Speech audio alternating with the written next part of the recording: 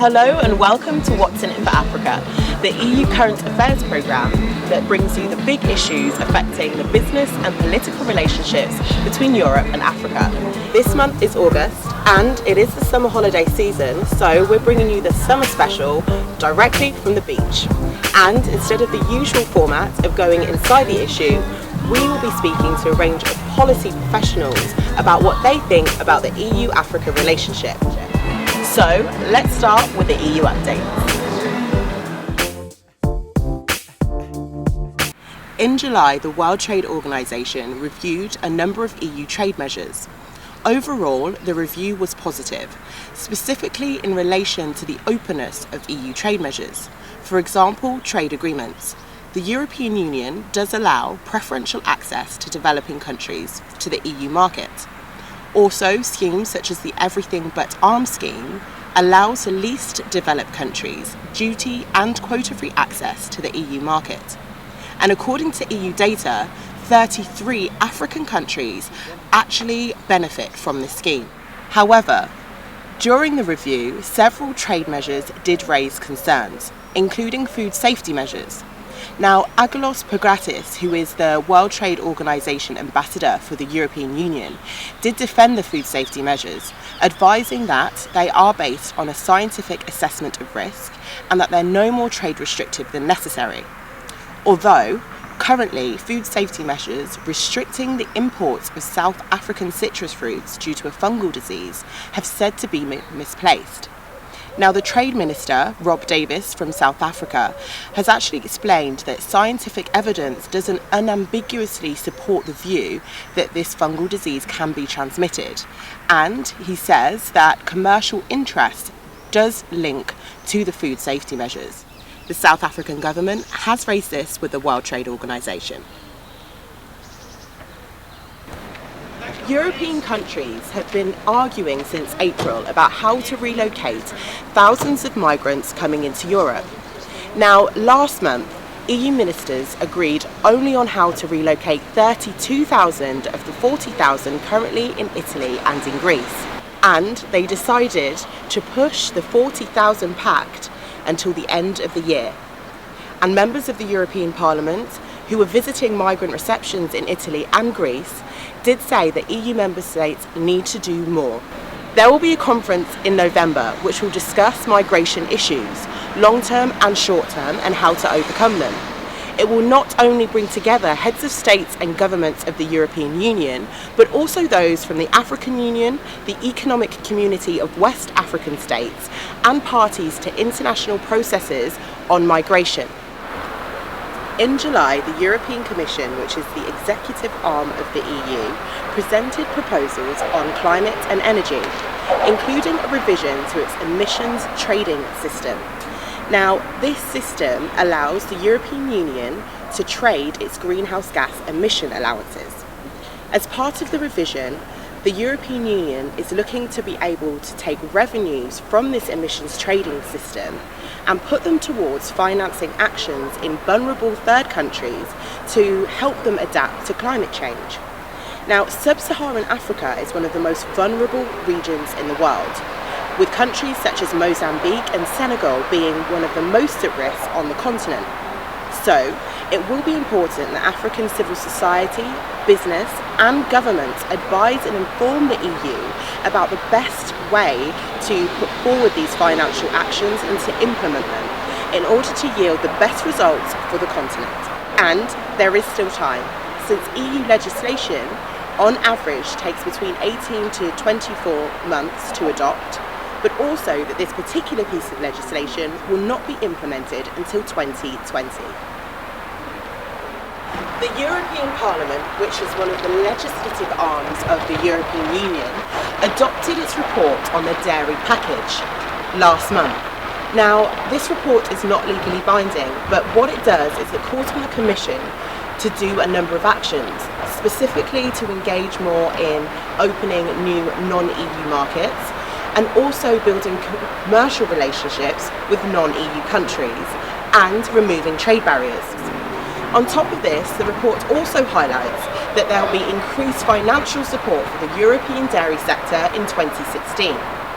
Now, the report doesn't necessarily specifically mention African markets, but as we know, in March, Phil Hogan, who is the EU Commissioner for Agriculture, did state that Africa was one of its prime locations for increasing EU global market share in the dairy sector. So, there you have it, that's all the EU updates for this month. So, now that you're all up to date, let's cut to a soundbite from Dr. Patrick Gomes, the Secretary General of the African, Caribbean and Pacific Group of States, to find out from him what he thinks about the EU-Africa relationship. The science and the technology and the concern that they have been able to look at keeping values in terms of how they want their relationships to be built. And that as a core is being lost, but it has to be brought back. And I think there's still hope that way. Yes. Now, let's catch up with a range of policy professionals and ask them the question, the European Union, what's in it for Africa? In an increasingly globalized world, all political and economic actors are interconnected and interdependent in some way or another. So I'd ask, what's not in it for Africa? Furthermore, as the EU is a big player in international fora such as the WTO, EU internal and external policies can have an impact on the development of the African continent. What I can say, I mean, according to microfinance, right? Opportunities, for instance, first, it's really supportive in the sense that we get support from the European Development Fund, from the 9th and the 10th European Development Fund, and we really get support since the Cotonou and Lomé agreements. But the main challenges is like most of the sub-Saharan Africa countries, they still face some problems concerning, for instance, political instability in the meantime, for instance, in some nations, and we face some other lack of support from financial institutions towards microfinancing and rural development. That's what I can say. L'économie africaine est en train de prospérer et il est temps de changer en fait les relations entre l'Union européenne et les pays africains. De par mon expérience, je me rends compte que les relations entre pays africains et Union européenne n'est pas égale, pas sur un pied d'égalité en fait. Et l'Union européenne est toujours au-dessus. Et c'est un problème de l'Union européenne, mais c'est aussi un problème des leaders africains. Donc même si l'Afrique est en train de progresser, je crois que c'est important d'avoir un accompagnement des leaderships, donc des dirigeants politiques africains. Il faut qu'ils soient conscients de ça, parce que sinon rien ne va changer. Et c'est les leaders politiques qui, en ayant une vision, en ayant à long terme, en ayant des propositions concrètes et sérieuses, à proposer à l'Union européenne, qui vont être pris au sérieux. Parce que tant qu'il n'y a pas ça, tant qu'il n'y a pas cet accompagnement, donc l'accompagnement politique d'une croissance économique en Afrique, je pense que ça ne fonctionnera pas. Et ça restera systématiquement de la même manière. Regarding the GMO technology, I think we need to look both aspects, like ethical and economical aspect, because nowadays 222 million people are suffering in Africa from malnutrition. So I think if we choose also GM technology, it can help those people. So Africa needs to embrace this type of innovation. About the European Union first, the thing is that it's such a good idea that they had after the Second World War to come together. First of all, because of the experience of having major conflict. What we saw as a result is that they avoid for more than 60 years now a major conflict within the borders of the European Union. So for this part, from this point of view, this is a brilliant test. Challenges and opportunities for Africa. By example, yes, it is an opportunity. If we Africans, because I'm from Congo, we can get inspired by what Europeans have achieved, we will do something about our continent. So this is an example for us to follow if we want to make something as a group, as a force, as a strength. Africa can become a strength, a real strength, if it can come together by following this example. I would say that first I think of European development aid, so it's maybe the first thing that pops in my mind, especially because the EU is still the main donor in Africa, so this is very important, but I think more importantly the foreign direct investments would be very important for Africa, and it's really what's at stake.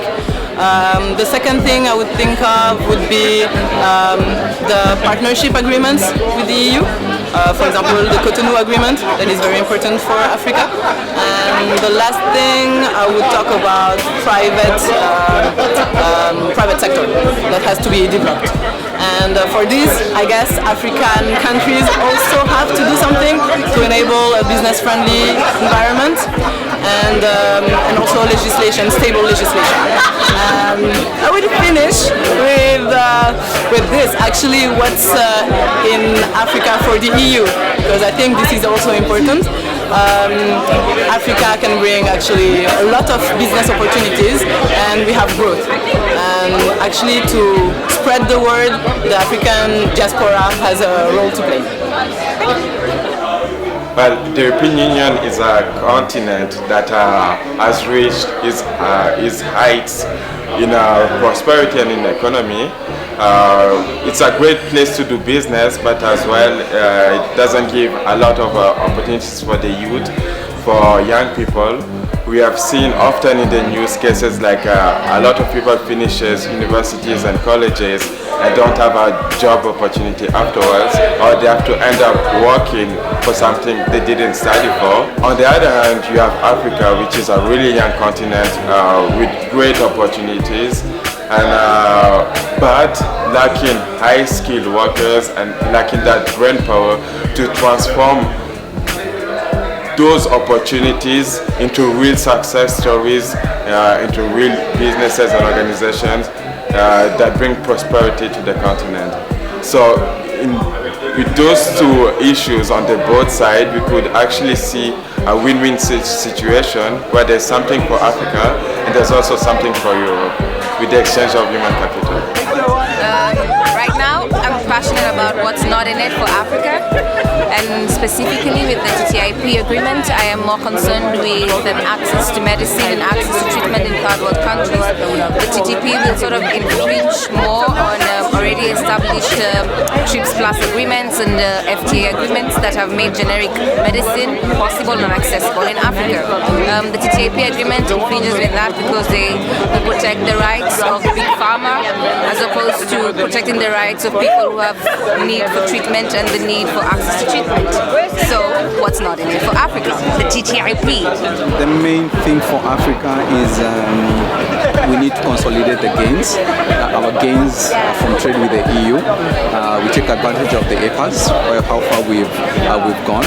So and actually create more value to our products, so that we can fetch much more in terms of the value, integrating our economies and actually creating more in terms of the global value chains. I think one more thing that we actually need to actually look into and we really need maybe the EU to come to help is in terms of aid for trade, in terms of infrastructure development, and those are things that I feel will actually mitigate any negative effect that kind of agreement might bring. I think that's in a nutshell, that's my own personal view. Yep. I think the agreement with the EU institution and Africa should be 50-50, because African states are independent states. So many Africans have had their independence since so many years ago. They sign accords and agreements based on the advantages they get from the EU. They kind of oblige because maybe they are going to get some benefits or some tax costs cuts from the goods that the EU export. So I think all these kind of things should stop, and it should be a win-win situation, and yeah. that's all I have to say. I think the EU is a very important and strategic setup for globalization, because the rate at which the world is becoming very integrated and interconnected is very high, and there's need for a lot of organization. So I really think the EU is at the heart of this global shift in the way things will be done, in the way the world will be governed, in the way issues of trade, economic development, social development and cultural development will go to the next level. Europe or EU for Africa means that there are a lot of things to do, right? As long as they cease to treat us in a condescending way. If we can be partners, meaning that entrepreneurs who have wherever they come from, who have good ideas, projects, really thought in a serious way, let's say, if they can find people they can talk to, peer to peer, then sky is the limit. That's it. So that's it. We've covered the EU World Trade Organization review, the dairy package, also the emissions trading system, and the kind of agreement on migration. So subscribe on YouTube, follow us on Twitter, and remember to keep posted on the website because there'll be full-length interviews of the show. Enjoy yourself wherever you are and enjoy the summer, and we'll be back in September covering the EU transparency rules on conflict minerals. Thank you for listening to What's in It for Africa.